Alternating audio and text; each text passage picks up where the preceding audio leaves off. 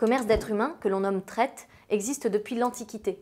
La traite des Noirs, qu'on appelle aussi traite négrière, débute quant à elle au Moyen-Âge et se développe sous différentes formes.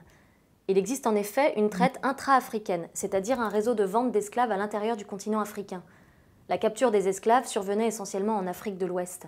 Mais il faut savoir qu'il existait également une traite orientale, que l'on appelle parfois traite asiatique. Celle-ci suivait différentes routes de l'Afrique vers le Maghreb, le Moyen-Orient et l'Asie du Sud. Elle commença au 7e siècle et se termina au 19e.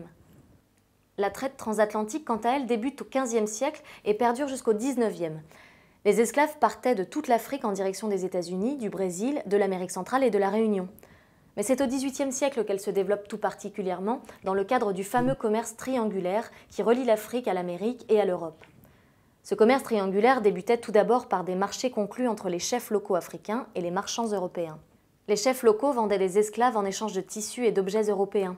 Les esclaves étaient ensuite envoyés sur le continent américain où ils étaient condamnés aux travaux dans les plantations. Les marchands européens vendaient les esclaves contre les produits issus de ces plantations, notamment de la canne à sucre et du coton. Les produits issus de ces plantations étaient ensuite envoyés en Europe.